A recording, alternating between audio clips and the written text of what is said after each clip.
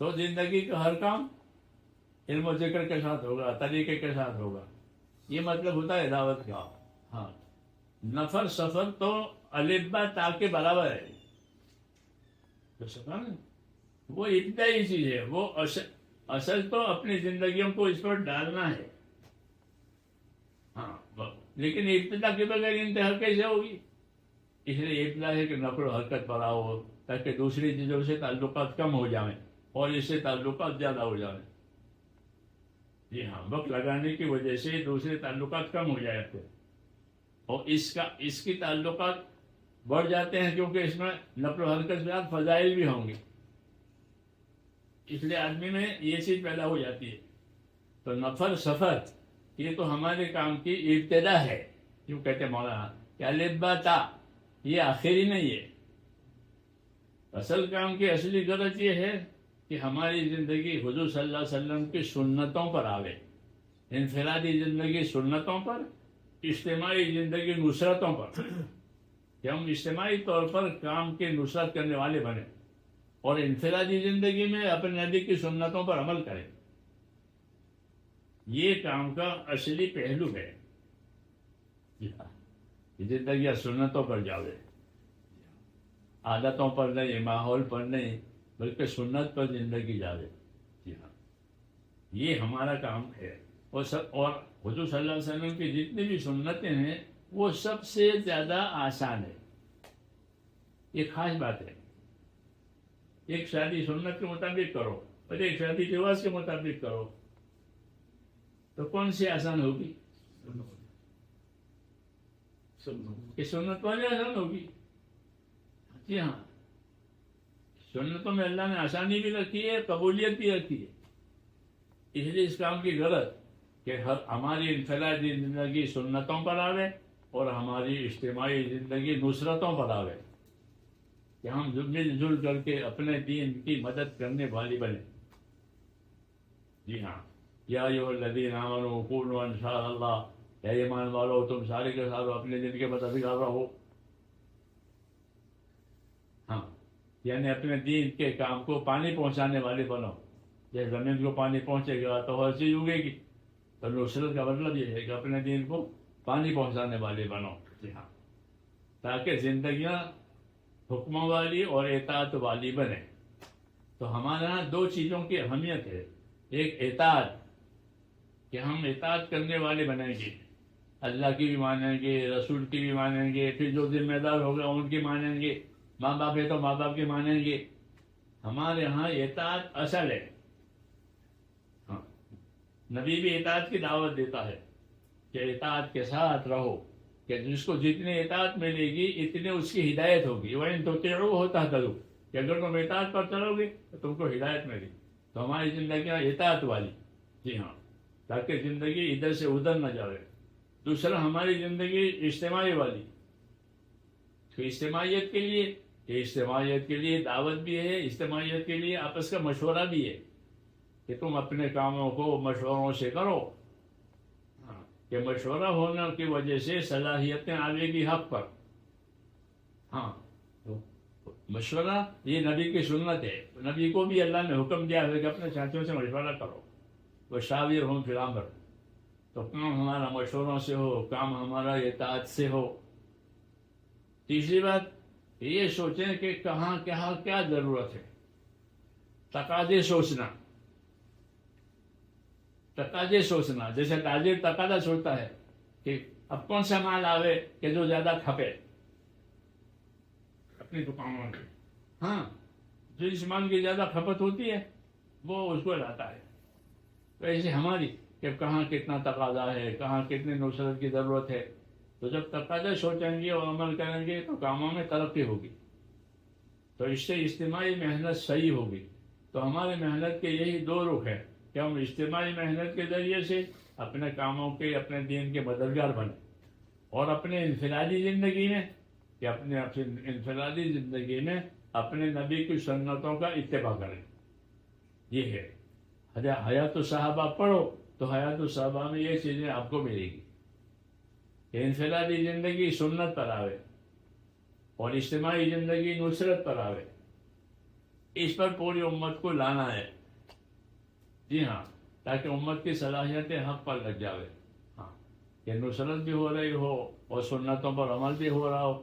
اس لیے کہ سنت پر عمل نہیں ہوگا تو وہ بات قابل قبول نہیں ہوگی. جو چیز سنت کے مطابق ہوگی وہ قابل قبول ہوگی. جی ہاں، کلمے کا دوسرا جزء محمد الرسول اللہ ہے کہ اللہ کی عبادت ہوگی محمد صلی اللہ علیہ وسلم کے طریقے پر ہوگی. تو یہی اصل کام ہے کہ زندگیاں حکموں والی، زندگیاں طریقوں والی بنے. دوسرا کہ اللہ کے مخلوق کے ساتھ انصاف احسان کا معاملہ ہو. وہ مانیں گے نہیں بھی مانیں گے، مخالفت بھی کریں گے، ہوتا ہے ایسا. تو آپ کا اور ہمارا معاملہ یہ ہوگا کہ ان کے ساتھ انصاف احسان سے رہے، یا ان کے نہ ماننے سے کوئی نا امید نہ ہو. لوگ مانتے نہیں ہیں کہ جس طرح وہ نہ ماننے پر اڑے ہوئے ہیں تو اپنے کام کے کرنے پر اڑے ہو جاؤ. ہاں، پھر ایک وقت آئے گا کہ اللہ تعالیٰ ان کو منوا دے گا. ہاں، اس کو قربانی کہتے ہیں. یہ قربانیاں جمع ہوتی ہے. جتنی مقدار اللہ چاہتے ہیں جب وہ اتنی ہو جائے گی تو اللہ اس کا اثر کھول دیں گے. جیسے دوا کتنی دوا آپ کو کھانی پڑی؟ 6 مہینے. تو 6 مہینے کی دوا اندر جائے گی تو وہ اپنی پوری طاقت دکھائے گی. تو قربانیاں کیا ہے کہ وہ کام کی طاقت دکھانے کے لیے. ہاں، کہ کام کی طاقت آئے گی یعنی اللہ کی مدد آئے گی. اس لیے قربانیاں جو دی جاتی ہے وہ بیکار نہیں ہے، چاہے تھوڑی ہو. تو وہ جمع ہوتی ہے. وہ جمع ہوتے ہوتے جب ایک حد پر جاتی ہے تو پھر اللہ تعالیٰ اس کے نتائج کو کھول دیتے ہیں. پہلے سے نتائج کھلے ہوئے نہیں ہوتے. مولانا الیاس صاحب فرماتے تھے کہ اللہ کی نصرت جو ہوتی ہے وہ تو غیب میں ہوتی ہے. غیب میں ہوتی ہے. جب کام کرو گے تو عین وقت پر آئے گی. یوں کہتے ہیں پہلے سے نہیں کہ نصرت دکھا کر آپ سے کام کراوے، کیسا نہیں ہوگا. حضور صلی اللہ علیہ وسلم کی مدد بدر میں ہوئی. حالانکہ بدر کے میدان میں کوئی تیاری نہیں تھی، کوئی طاقت نہیں تھی. 8 تلواریں تھی، 313 آدمی تھے، لیکن حکم تھا کہ یہیں رہو. تو اس اطاعت پر وہ جم گئے تو اللہ کی مدد آ گئی. وہ پہلے غیب میں تھی. تو آج بھی ہمیں کام کرو گے، مدد غیب میں ہے. جب آپ کا کام اپنے حد پر پہنچ جائے گا تو وہ غیب کی مدد باہر آ جائے گی. یہ طریقہ بتاتے تاکہ کوئی نا امید نہ بنے. جی ہاں، بلکہ جب ہماری قربانیاں محنت بڑھا کے ہو جائے گی. یہ ہے. اس لیے مولانا الیاس انعام صاحب فرماتے تھے بھائی کام میں لگے رہو. ہمیشہ ان کا یہ ارشاد رہتا تھا کہ لگے رہو لگے رہو. کیونکہ جو پھل لگا رہتا ہے وہ پکتا بھی ہے، بڑا بھی ہوتا ہے، اس کا رنگ، مزہ، بو سب بدل جاتا ہے. اور وہ اس قابل ہوتا ہے کہ وہ دنیا کے ملکوں میں جاوے. اچھی کوالٹی ہوتی ہے تو وہ باہر جاتی ہے. پھر اس پھل کو باہر بیچتے ہیں، بڑے بڑے لوگوں کو بعد دیتے ہیں. تو ایسے ہی کہ لگے رہو گے تو یہ چیزیں پیدا ہوگی. تو خود لگے رہنا بھی ہے اور دوسروں کو اس پر لگانا بھی ہے. اس کو نصرت کہتے ہیں. اپنے لگے رہنے کو استقامت، دوسروں کے لگانے کو نصرت. ان دونوں سے کام مکمل ہوتا ہے، استقامت سے اور نصرت سے. ہاں، اور اسی سے خدا تعالیٰ کی مدد آئے گی اور جتنی رکاوٹیں ہیں وہ ختم ہو جائے گی. پھر دعاؤں میں قبولیت آئے گی. جب کام ہوگا تو دعا میں قبولیت آئے گی. اس کام کا اثر ہے یہ. ہاں، اس لیے حضور صلی اللہ علیہ وسلم ڈراتے تھے کہ اللہ کے دین کے محنت کرنے والوں کو کوئی نہ ستاوے. اگر کوئی محنت کرنے والوں کو ستائے گا تو اللہ تعالیٰ ان پر اس طرح ناراض ہوگا جس طرح نبی کو ستانے سے اللہ ناراض ہوتے ہیں. اس لیے کوئی ان کو نہ ستاوے، ان کے خلاف نہ کرے. اور اللہ ان کی دعا ایسے قبول کرے گا جیسے نبی کی دعا قبول کرتا ہے. یہ حدیثوں میں تو بشارتیں ہیں بڑی بڑی. جی ہاں، تو بشارتوں کو بھی سامنے رکھنا ہے اور اپنی محنت قربانیوں کو سامنے رکھنا ہے. اور دوسرا کہ امت سے ہمدردی کرنی ہے تاکہ امت کی صلاحیتیں اس کام پر لگے. ماں باپ کو اپنے اولاد سے ہمدردی ہوتی ہے تو ماں باپ چاہتے ہیں کہ ان کی صلاحیتیں برباد نہ ہو بلکہ یہ کسی کام کے بن جائیں. ہاں، تو ایسے ہماری بھی کہ امت کی صلاحیتیں اللہ تعالیٰ کام پر لگا دے اور ہم اس کا ذریعہ بنیں. کہ حدیث شریف میں کہ خوش نصیب ہے وہ بندہ کہ جس کو اللہ خیر کے پھیلنے کا، شر کے مٹنے کا ذریعہ بنا لے. اس لالچ میں یہ کام کرے کہ بعض لوگ لگیں گے تو ہم سے بھی زیادہ اچھا کام کریں گے، کیونکہ اللہ نے صلاحیت رکھی ہے، 5 انگلیاں ایک سی نہیں ہے. جی ہاں، بعض لوگ ایسے ہوتے ہیں کہ جو ہم سے بھی زیادہ اچھا کریں، اور جب کوئی ہم سے زیادہ اچھا کرے تو ہم اس کی قدر کریں، اس کا ساتھ دیں، اس کے ساتھ حسد نہ کریں، ورنہ بعد میں تو حسد پیدا ہوتا ہے کہ یہ آ گیا، میں تو تھا یہاں.